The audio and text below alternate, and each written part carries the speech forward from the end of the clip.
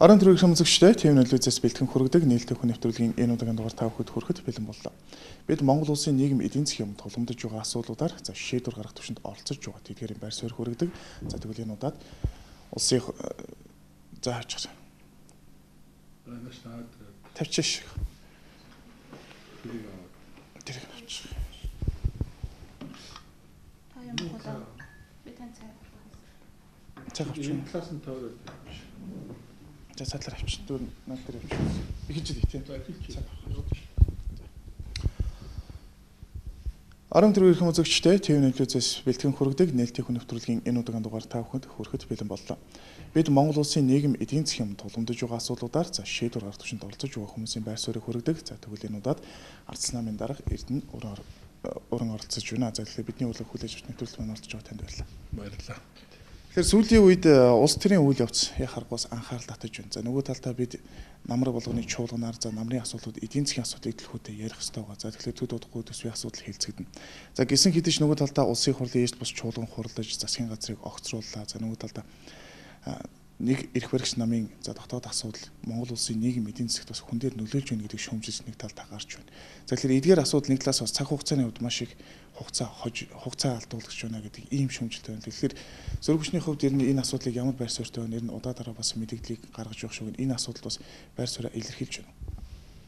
Юуны өмнө бас ТV 8 телевизийн хавзагчдын амгалан гэрээ. За тэгээ өнөөдөр зөрөг хүчний хувьд бол бид байр суурь бол удаа дараа тодорхой илэрхийлж байгаа. За бидний илэрхийлж байгаа байр суурийн хувьд бол бид ямар одоо байр суурь илэрхийлж байгаа. Бид өнөөдөр ямар нэгэн одоо сандал суудал одоо хуваах гэдэг юм уу эсвэл одоо эрх мэдэл хуваарлах тэр үйл явцад оролцох гэдэг юм уу ийм байдлаар бол асуудал хандаагүй. Бидний гол тавьж байгаа гол шаардлага юу гэхээр өнөөдөр улс орны өмнө үүсэж байгаа нийгмийн эдийн засгийн тулгамдсан асуудлуудыг яаралтай шийдвэрлэх тэр гарцыг олё. Одоо ээлж тус чуулганыг яаралтай оролдуулъя. Өнөөдөр нэгэнт одоо огцорчод байгаа засгийн газрын оронд одоо шинэ засгийн газар яаралтай эмхлэн байгуулаач. Ерөнхий сайдаа яаралтай томилооч гэдэг ийм л одоо шаардлагуудыг л тавьж байна. Өнөөдөр яриад бол олон зүйл бий. Өнөөдөр нийгэм эдийн засгийн хувьд тулгамдсан маш олон асуудлууд байж байна. За сая огцорсон засгийн газрын одоо явуулж исэн хууль бос үйл ажиллагаанууд байж байна те. Энэ бүгдийг одоо зөв зүйтэй болгох, залруулах, засах ийм зайлшгүй шаардлагууд бол байгаа юм. Тэгэхээр хамгийн гол одоо асуудал юу гэхээр өнөөдөр эдийн засгийн хувьд бол бид нар өөрсдөө мэдж байгаа шүү дээ. Ингээд сая одоо Монгол Улсын ерөнхийлөгчийн сонгуульд зориулсан хууль бус маш олон үйлдэлүүд хийгдлээ тийм. Энэ дотроо жишээ нь одоо юу гэдэг хүүхдийн мөнгөний асуудал бол үнэхээр одоо гоцсон гарал татж байна тийм. Тэгэхээр хүүхдийг зур улс төрийн зорилгоор одоо ашигладаг хүүхдийн мөнгө гэдэг энэ одоо асуудлыг зөвхөн улс төрд ашиглах замаар биш. Өнөөдөр Монгол Улсын ирээдүйн ус хүүхдтэй бид нар хөрөнгө оруулалт хийж чаддаг байх хэрэгтэй. Хүүхдийн ирээдүйд төрөөс ер нь хүн бүрээнд бол үүрэг хүлээх ёстой шүү дээ ер нь бол тийм. Тэгэхээр энэ дээр одоо хариуцлагатай хандаач хэлдэг ийм л одоо байр суурь илэрхийлж байгаа. Би одоо яг сонгуулийн өмнө хаврын ээж чуулганы хаалтан дээр бол хэлж ирсэн. Хүүхдийн мөнгөний асуудал бол тоглоом биш шүү. Хүүхдийн одоо мөнгөөр битээ тоглоорой. Хүүхдийн мөнгөөр битээ улс төр хийгэрэй гэж бол тухайн үед бол хатан гарулж ирсэн.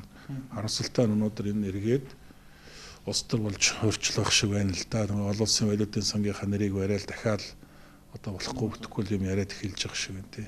Тэр ийм байдлаар бол цаашдаа явмааргүй байна. Тэгээд би нэг зүйлийг хүлээж байгаа тэрний өгөхөр шинэ байгуулагдах засгийн газар нь арай илүү ухаалаг, арай илүү хариуцлагатай засгийн газар байгуулагдасаа гэж хүсэж байна. Өнөөдөр энэ асуудалд зүгээр хэд улс төрчсөн өнцгөөс ханддаг биш тийм ээ. Аливаа асуудал бас авчгийн ухаанаар хандаж чаддаг. Аливаа асуудалд бол төр ард түмнийхээ эрх ашигыг нэгдүгээр тавьж асуудлыг авч үзэж чаддаг. Тийм засгийн газар байгуулагдах юм бол өнөөдөр улс орны бас хөгжилд бол энэ бодиттой томоохон алхмуудыг хийх боломж бол байна л гэж харж байгаа. Эдийн засгийн асуудал одоо удахгүй бас төсөв хэлсэн. Нөгөө талдаа манай эдийн засаг сэргэж байна гэдэг засгийн газраас мессеж өгчээсэн гэдэг яг бодит амьдрал дээр тэр нь бас нөлөөлөлт. Өнөөдөр алс эсний нүүсний экспорт болон за эдийн засгийн өсөлтөнд тэрийг бас бид нэр засгийн газар гол маневр хийх ёстой гэсэн ч бас нөгөө талдаа дутуу ажиллаж байна гэдэг шүүмжлэг бас эдийн засаг судлаач нар хэлээд байгаа. Яг нь эдийн засгийн өсөлтийн хувьд бол бид бол бодит дүгнэлт хийх хэрэгтэй л дээ. Үнэхээр одоо яг бодит эдийн засаг дээр одоо үнэхээр бид баялаг одоо бүтээгээд тийм үйлдвэрлэл явуулаад эдийн засгийн эрүүл тийм ээ тэр зөв хөгжлийнхэн замаар эдийн засгаа хөгжүүлж одоо өсгөж чадж байна уу юу? Эсвэл зохиомол өсөлтөө гэдгийг зөвл дүгнэх хэрэгтэй. Өнөөдөр би өмнө ч олоодаа хэлжсэн дөө. Тэгээд зөвхөн одоо нүүрсний борлуулалт гэхэд нодлонгийн одоо 2016 оны 6 сарын байдлаар гэхэд улсын хэмжээнд нийтдээ 293 сая долларын борлуулалт хийжсэн. Энэ жилийн одоо 6 сарын байдлаар гэхэд эхний хагас жилийн байдлаар гэсэн үг шүү дээ. Тэрбум 300 сая долларын борлуулалт хийсэн байна. Тэгэхээр зөвхөн нүүрсний борлуулалтаас тэрбум гаруй төгрөгийн долларын одоо өсөлт бий болж шүү дээ. Гэтэл энэ маань өөрөө яг одоо зориултын дагуу юунд орчин тий ямар юм зарцуулагдаж байна гэдэг нь бас сонио. Дээр нь одоо зэсийн үнийн өсөлт одоо сүүлийн одоо 3-4 жил байгаагүй одоо өндөр хэмжээнд хүрлээ тийм ээ. Дагалдах одоо тэр түүхийдэн үнийн өсөлт бол маш өндөр байж байна. Тэгээ энэ дээр одоо ямар одоо бодит хөгжлийн боломжоо харж байгаа, ямар одоо зүйл дээр хөрөнгө оруулалт хийх гэж, ямар зүйл дээр илүү төлөхөө одоо энэ эдийн засгаа зөв одоо голборт нь оруулах уу гэдэг дээр анхаарлаа хандуулж байгаа зүйл ерөөсөө ажиглагдсангүй шүү дээ. Зүгээр л одоо нэг хувийн эрх ашгаа нэгдүгээр тавьсан концесс одоо тендерийн одоо асуудал дээр бодлон тарьсан ийм л алхмууд явагдаад байна л да. Тэгэхээр энэ өнөөдөр энэ одоо саяхан огцод засгийн газрын хувьд бол би бол зүй ёсны хариуцлага хүлээсэн гэж харж байгаа. Тий. Тэрнээс биш одоо юу гэдгийг үнэхээр сайн ажиллаад явжсэн засгийн газрыг ямар нэгэн улс төрийн өөр зорилгоор юм огцруулж байгаа асуудал биш гэж харж байгаа. Бодит байдал дээр эдийн засаг өссөн ганцхан гялтах одоо тоон баримтуул ерөөсөө л 1.3% өсөлтөөс эдийн засгийг 5.3% болгосон. 4% л өсгсөн шүү дээ. Өөрөөсөө ярихаараа бол хасах байсан эдийн засгийг нэмэх 5.3 болгосон гэж худлаа ярьдаг тийм. Яг одоо 2016 оны одоо намар засгийн газар хүлээлцэх үед эдийн засгийн өсөлт 1.3%-тай одоо валютын сангийн одоо нөөц бол 1 тэрбум гаруй долларын нөөцтэйгээр хүлээлцэжсэн юм маш сайн мэдж байна. Тэгэхээр тийм одоо өсөлтөөс эдийн засгийг яг нь 4% л ахиулж. Гэхдээ тэр нь сайн ажилласны үр дүн биш. Энэ бол зүгээр л одоо тухайн гадаад зах зээлийн үр нөлөөгөөр л энэ эдийн засгийн өсөлт бол бий болсноо харагдаж байгаа. Нөгөө талдаа гэвэл яг бодит байдал дээр нодлонгийн мөн үеийн өөр авлагын хэмжээ яасан. Одоо 22.5 тэрбум долларын одоо өөр авлагатай байсан Монгол улс энэ жилийн дараа 24.9 тэрбум долларын өртөө болцсон байж байна. 2.5 тэрбум долларын өр нэмэгдсэн байна шүү дээ. Юу нөгөө Чингис бондын 1.5 тэрбум тий даваа явагдсан байж. Дээр нь энэ одоо энэ зэс нүүрсний борлуулалтаас оржсэн энэ одоо өндөр өсөлтийн мөнгнүүд хаашаа явчих тийм ээ. Гээд одоо ингээд жоо шүүмжлэлтэй хандаад ухаад байвал ярих юм олон гарна л та. Дээр нь одоо юу гэдгийг 16 онд 1964 төгрөг байлуу да доллар одоо төгрөгтэй харьцсан тийм. Тэгээ одоо 2460 төгрөг болцсон байж тийм. 400 одоо 400-аас 500 төгрөгөөр өссөн байж. Тэгээд энэ бүх байдлууд ингээд эдийн засгийн яг макро түвшний үзүүлэлтүүдийг аваад харахаар дандаа уруудсан одоо буурсан үзүүлэлтүүд харагдаад байгаа байхгүй. Өссөн үзүүлэлт ганцхан үзүүлэлт ерөөсөө тэр нь болохоор эдийн засгийн цэвэрсэлт өөрөө нэг 5.3%-тай л байж байгаа. Тийм бусад үзүүлэлтүүд бүгд буурсан унс үзүүлэлттэй байгаа байхгүй.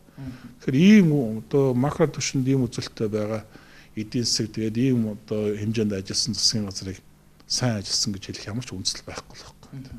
Тэгэхээр мэдээж за энэ манай улсад бол нэг талаас одоо шүүмжил өртөж байна гэхэлэр юу гэхээр за засгийн газрын бодлого чиглэл засгийн газрын доктортой байдал алгаа гэдэг энийг бол хөрөнгө оруулагч удаа дараа хэлдэг.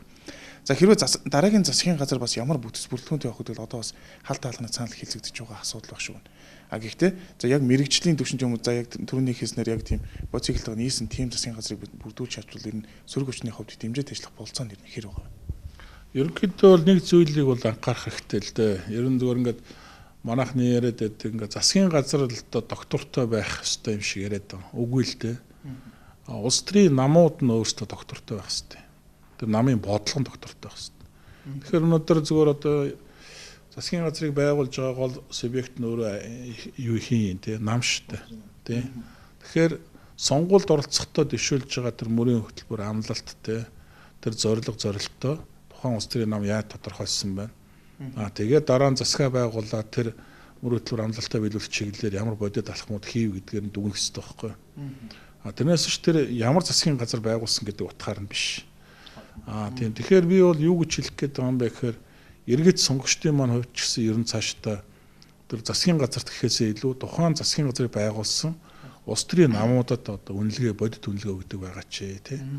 Тэгээд дараагийн сонголтондоо тэрийгэ одоо тооцдог байгаа ч л гэж ингэж хэлэх гээд байгаа юм би гол юм санаа бол тий. Тэгээд өнөөдөр жишээ нь Монгол Ардын намын хувьд бол би олон удаа хэлж байгаа одоо ер нь 12-оос 16 онд Монгол улсын одоо нийгмийн эдийн засгийн нөхцөл байдал ийм одоо хүнд байдалд орсон гэдгийг бид мэдээгүй гэж одоо амлалтаас аврах нэг шалтгаан болгож байгаа шүү дээ. Огтоо бас ажиллаж байгаа. Гэтэл яг 12-оос 16 онд Монгол улсын нийгмийн эдийн засгт хамгийн гол үүрэг гүйцэтгэжсэн хүмүүс бол өнөөгийн эрх барьж байгаа Монгол Ардын намын гишүүд байгаа шүү дээ. Би зүгээр дахиад одоо улиг ботлын хэлжилээ дахиад хэлэхэд 12-оос 14 онд Монгол улсын сангийн сайдаар улаан ажиллаж ирсэн. Төсвийн байнгын орон дараагаар өнөөдөр Монгол Ардын намын улсын хурлын гишүүн даваасран ажиллаж ирсэн. Тэ? Монгол банкны тэргүүндэд ерөнхийлөгчөөр өнөөдөр Монгол Ардын намын гишүүн улсын хурлын гишүүн тийм ээ жавхлан ажиллаж ирсэн гэдэг. За тэгээ 14-өөс 15 онд засгийн газрын тийм ээ одоо 6-7 сайд Монгол Ардын намаас ажиллаж ирсэн. Хөдөлмөрийн сайд, зам тээврийн сайд гэл ингээд сайд нар. Дээр нь шадар сайд мөн одоо Монгол Ардын намаас ажиллаж ирсэн. Дээр нь одоо Монгол улсын сангийн сайдаар өнөөдрийн ерөнхий сайд Эрдэнэт өөр ажиллаж ирсэн. Тэгэхээр энэ бүгдийг харах юм бол өнөөдөр юу гэдэг 12-оос 16 онд дардсан нам бүгдийг самраа хийцсэн юм шиг. Энэ одоо байдлыг бол хийх хэрэггүй л байсан. Ер нь бол тухайн үед бол одоо шинэ гадаад зах зээл дээр бол ялангуяа энэ уул уурхайн бүтээгдэхүүний үн өртөг бол унтсан байсан шүү дээ тий. 1 тонн нүүрс $20 байсан гэж боддоо. Зэсийн үн хэд байлаа бүр 4,000 руу унаад ороод ирсэн тий. Ийм л цаг үе байсан шүү дээ тий. Тэгэхээр гадаад дотоод эдийн засгийн хүчин зүйлийг зөв үнэлээд боломжоо зөв тооцоод явсан бол олон улсын валютын сангийн хөтөлбөртөө хөтөлбөргөө Монгол улс цаашаа ингээд одоо хөгжлийн зөв гарцраагаа явчих боломж бол байсан юм аа. Олон сайн хөтөлбөрүүдийг хэрэгжүүлээд эхэлсэн байжсэн. Бүгдийн зогсоосон. Зогсоосны үр дүн дандаа сөрөг үр дүнд гарсан шүү дээ. Нөгөө эрхөө тухайн үед эсийн засгийн газар тэргүүлжсэн арц намын нэр хүндийг унгаах бүх одоо зүйлийг муу муухай болгож харагдуулах өөрсдөө одоо баатарлаг болгож харуулах гэж хит улаарсны үр дүнд яасан. Нөгөө бясаага алхахад байшингааш тав гэдэг шиг улс орныхоо эдийн засгийг бол үндсэнд л унаагаа тавьчихсан шүү дээ. Монгол улсын одоо эдийн засаг үндсэндээ дефолт болчлоо гэж зарлаа сангийн сайд нь. Тэгээ зээлч зэрэг зөв хэвийн байсан зээлч зэрэглэлийг шууд 2 удаа унгаасан. Монгол улсын валютын сан хасах дүнтэй байна гэж худлаа зарлаад өнөөдөр валютын ханшийг бүр оргил үед 2700 төгрөг хүртэл өссөн шүү дээ тий. Тэгэхээр ийм байдлаар өнөөдөр улс төрт хандаж болохгүй, улс орныхоо хөвцөнд хандаж болохгүй. Тийм учраас өнөөдөр би бол сая одоо засгийн газрын гол алдаа юунд байсан гэхээр хит их өмнөх засгийн газрыг харлуулах гэж улаарсан. Тий. Тэгээд нөгөө төрийн залхам чанарыг алдагдуулсан. Өмнөх засгийн газрын явуулжсэн зөв бодлогоодыг үүсгэсэн тий. Энэ алдаанууд нь өнөөдрийн засгийн газрын энэ одоо огцрох гол шалтгаанууд болсон л гэж харж байгаа. Нийгэмд маш их хүлээлтийг бий болгосон тий. Тийм ээ. Тэгээд байхгүй. Тэгээд яг тэр асар их хүлээлтийг бий болгочоод тэрлүүгээ чиглэсэн нэг ч бодит алхам хийгээгүй л байхгүй. Хаа байна тэр нөгөө цалин тэтгэврийг нэмэгдүүлнэ гэсэн тий. Тэтгэврийн өгчдийн ахмадуудын нийгмийн хамгааллын асуудлыг доктортой улам сайжруулна гэсэн хаа байна тий. Хүүхдийн мөнгийг ялгаргүй болгоно гэсэн хаа байна тий. Татвар нэмэхгүй гэсэн хаа байна. Монгол улсын өрийг нэмэгдүүлэхгүй гэсэн хаа байна гэдэг ингээд ярих юм бол маш олон одоо эдний одоо дэвшүүлсэн мөрөөдлийн залтууд өнөөдөр хэрэгжих битгийл эсэргээрээ дандаа муутсан үзүүлэлтүүд гарсан шүү дээ. Шинэ засгийн газрын тухай тавьж болж байна. Энэ нас хүрхшний зүгээс. Шинэ засгийн газрын хувьд би түрүү хэлсэн шүү дээ. Ер нь одоогийн саяын одоо ногцорсон засгийн газрыг бодох юм бол илүү хариуцлагатай, зоримог тийм ээ улс орныхоо одоо төлөө бас эрсдлийг хийж чаддаг. Тэр эрсдэл хийснийхаа үр дүнд бодит одоо хөгжлийн үр дүн гаргаж чаддаг ийм засгийн газар байгаас. Юмд хит айдуу байх тийм ээ аливаа юмд хит одоо ингээд зоримог бос байх нь өөрөө улс орны хөгжилд бол дандаа л сөрөг үр дүн авчирдаг. Зоригтой хөгжлийн алхмуудыг хийлтэй яага болохгүй гэж ард түмэн дэмжин шүү дээ. Тийм биз дээ. Тэгэхгүй өнөөдөр ингээл одоо би жишээ нь уулуурхайн одоо асуудлууд дээр харж хахад жишээ нь оюут толгой 5 толгой гэл томоохон ордууд байж энэ ордуудын олборлолт дээр ягаад төрийн хяналт байхгүй тий. Ягаад тэр оюут толгой дээр жишээ нь хичнээн тоон сим ажмал экспортод гарч байгаа. Түүний дагалдаад ямар хэмжээний баялаг гарч байгаа тий. Алт зэс одоо юу гэдгийг юмуд гарч байгаа. Тэгээд гадаад зах зээл дээр яг тоон нь яг бодит хэдэн доллараар арилж ялж байгаа. Тэр мөнгө хаагуур ямар банкаар явж байгаа. Тэр бүгд өнөөдөр Монголын засгийн газар ямар ч хяналт тавьж чадахгүй л шүү дээ. Тэр тгий сая олон улсын валютын одоо сангийн хөтөлбөрт хамрагдах үед тэгвэл явдал боллоо шүү дээ. Одоо гадны хараат гэдгийг харуулсан. Олон нийтлэн бодит орлогыг Монгол банкаар дамжуулъя тий. Орлого зарлагаар зөвхөн дамжуулъя л гэдэг шийдвэр гарсан шүү дээ их хурлын. Гэтэл их хурлын энэ шийдвэрийг олон улсын валютын сан бойкотлж байгаа байхгүй юу? Шууд Rio Tinto гэдэг компани эрх ашигт үйлчлээд шууд хөтөлбөрөө хойшлуулсан тийм үү. Тэгээд арга буюу одоо Эрдэнэтийн засгийн газар буулт хийсэн шүү дээ. Тэр их хурлын тогтоол хүчингүй болгосон. Гэтэл чи юу гэсэн үг юм?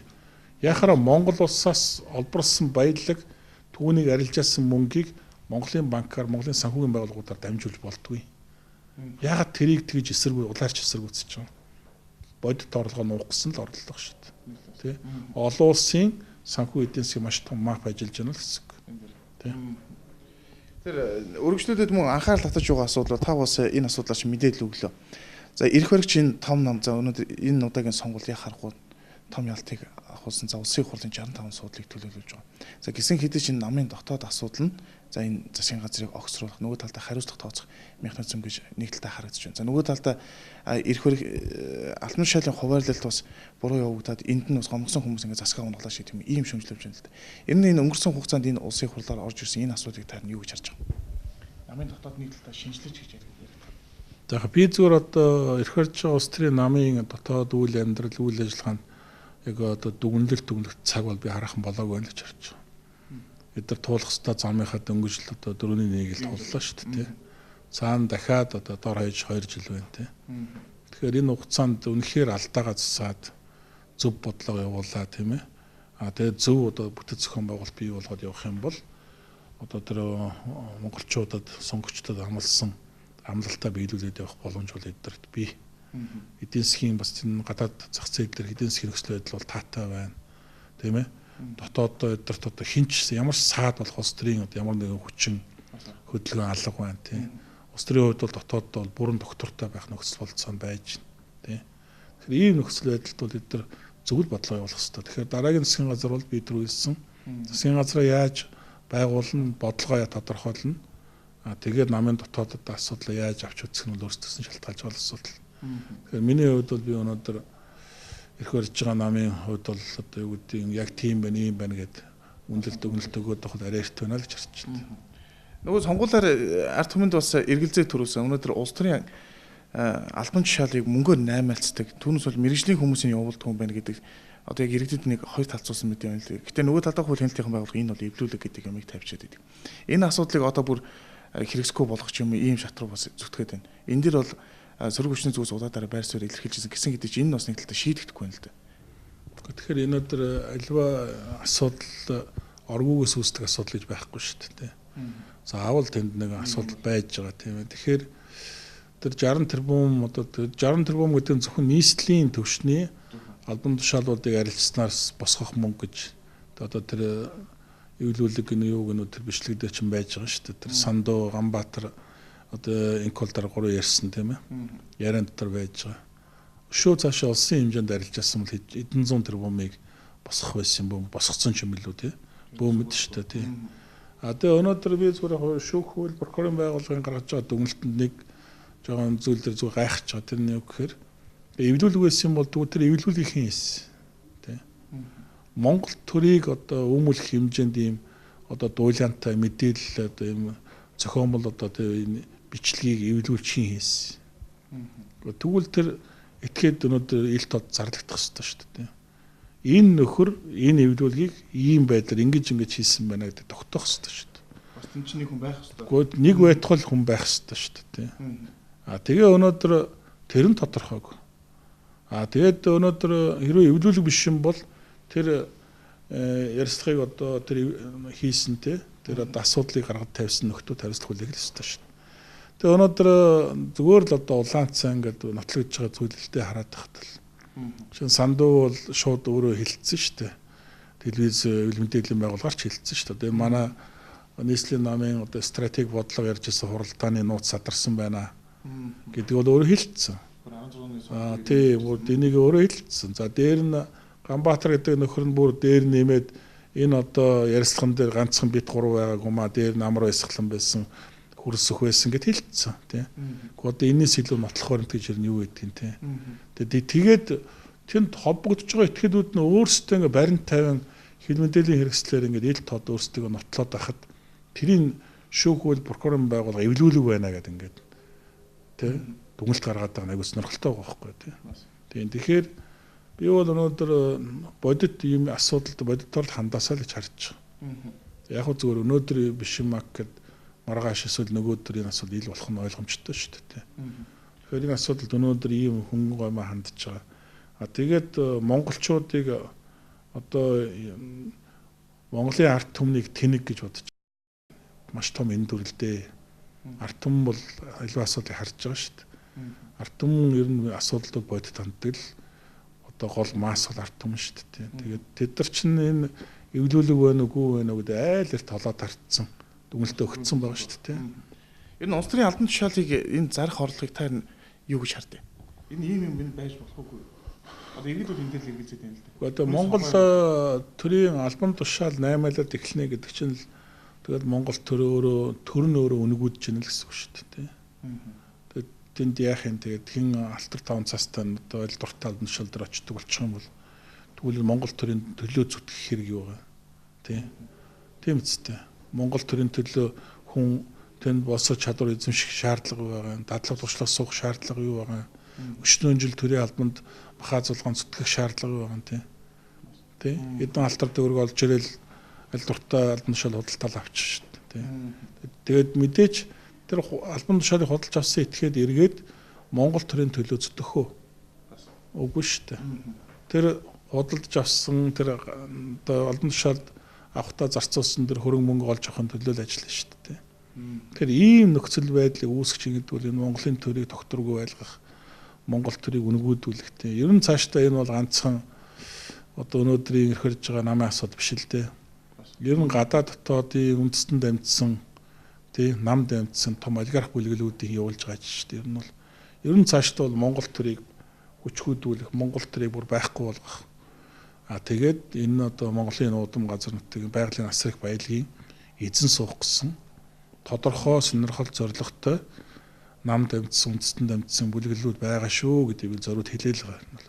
Баян хэлээд байгаа шүү дээ. Энэ бүлэглэлийн эсрэг Монголын ард түмэн эв нэгдэлтэй байж энэ тусгаар тогтнолт эрхчлөөг хамгаалж явах хэрэгтэй. Та тэр бас ярилцах цаг дуусах гэж байна. Ярилцахын төгсгөлд мэдээж бас энэ анхаарал татаж байгаа нэг асуудлууд байна.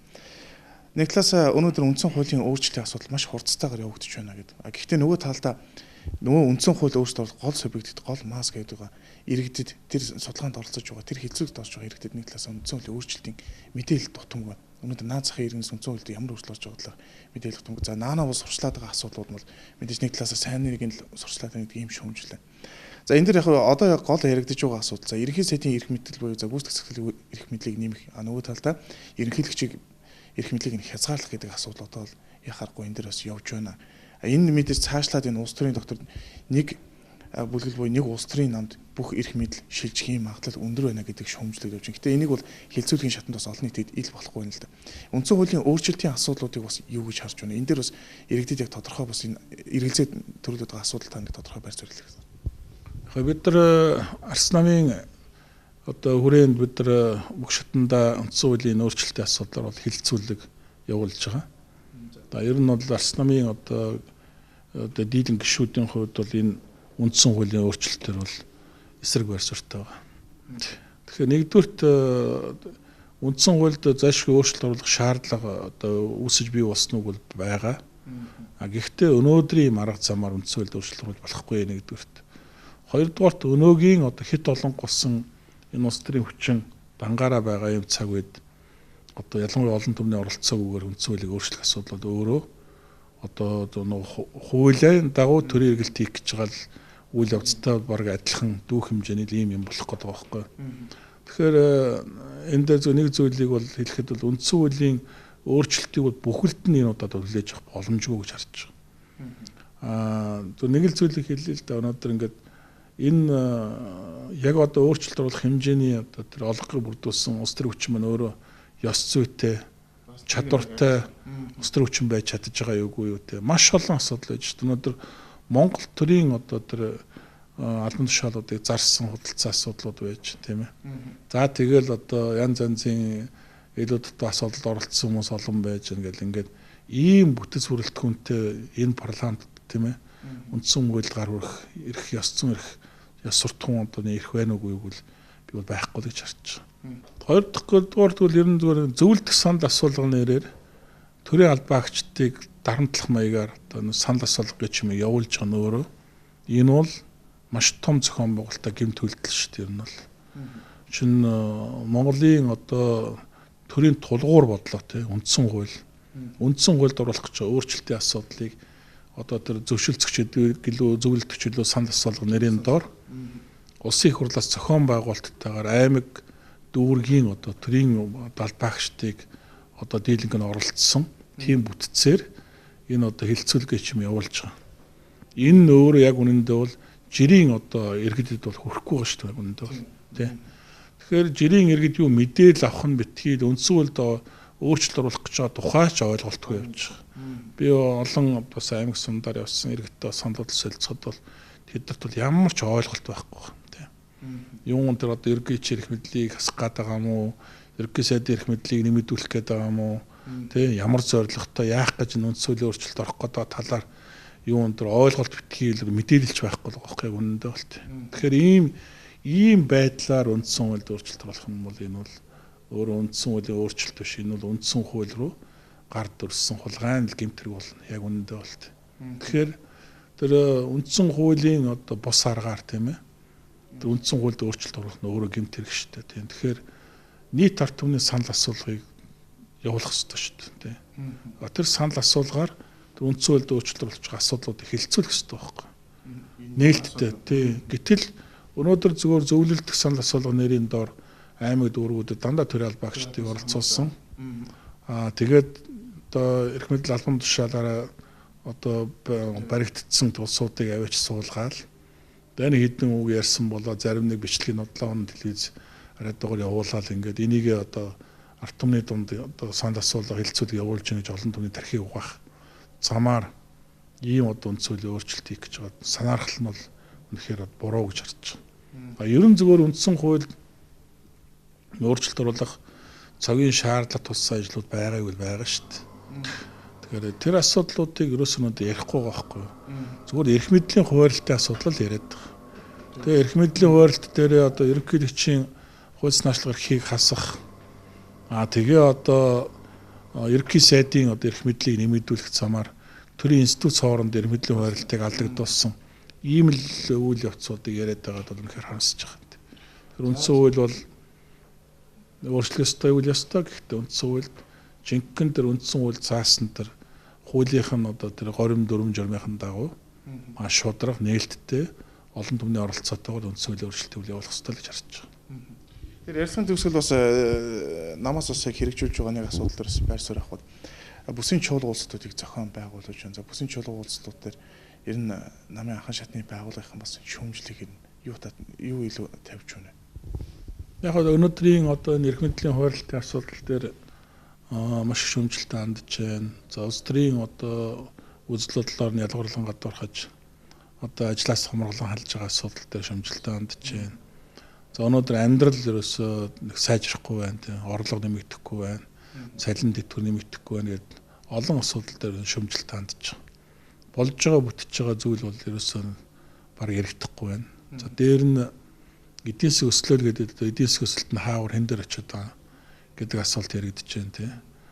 Тэгэшөө цаашлах юм бол өнөөдөр ер нь хэд улс төрчсөн одоо энэ одоо байдал бол Монгол улсад бол одоо сайн зүйл авчрахгүй гэдэг дээр бол бүгд санал нэг баг. Тэгэхээр төрийн доктортой байдал ялангуяа иргэдийн эрхчлөөт, хувийн эрх хэрэгчлөө тэгээ иргэн хүний одоо тэр ажиллах, хөдөлмөрлөх, амьдрах тэр таатай орчтыг бүрдүүлэх тал дээр одоо аль ч улс төр хүчин байсан, хинч байсан анхаарах цаг болж л гэж. Хөвөний эрхчлөө гэдэг юм бол одоо үндсэндээ байхгүй боллоо шүү дээ.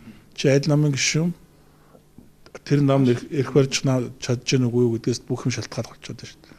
Хувь хүнийхээ хувьд, Монгол улсын иргэнийхээ хувьд үндсэн хуульд олгогдсон эрхээ эдлээд чөлөөтэй ажиллаж амьдрах нөхцөл Монголд байхгүй болсон байна гэдэг дээр л одоо маш олон гишүүд саналаа хэлж байна да. Энэ саналыг цаашид хуулийн тусгагч юм эсвэл Гэхдээ ер нь зүгээр сайн хууль биш шүү дээ. Одоо манайд бол тэр албан тухай хууль мөл чуг нь бол муу хууль биш байхгүй юу. Тэгэл одоо энэ иргэний эрх хэрэгчлийг хамгаалсан хуулиуд ч бас баггүй биш шүү дээ. А зөв хууль хэрэгжүүлэхдээ хуулийг яг үнэндээ одоо үндсэн хууль заасан заалт нь шүү дээ. Төрийн бүх шатны байгууллага түүний удирдлагууд зөвхөн хууль дэдлэх зарчмаар ажиллана гэсэн үндсэн хуулийнхаа энэ заалтыг зүгээр л гიშгдсэн байхгүй. Улаандаа гიშгээл. А тэгэл олон голж орчсон улс төрийн хүчин юу дуртайгаа хийдэг. А тэгээ хууль хүчнийхээ байгууллагуудын бүгдийг юу дуртай зүйлдээ одоо чиглүүлдэг тийм ээ. А өрсөлдөгч улс төрийн хүчний хилэмжүүлдэг, айлгадаг, дарамталдаг.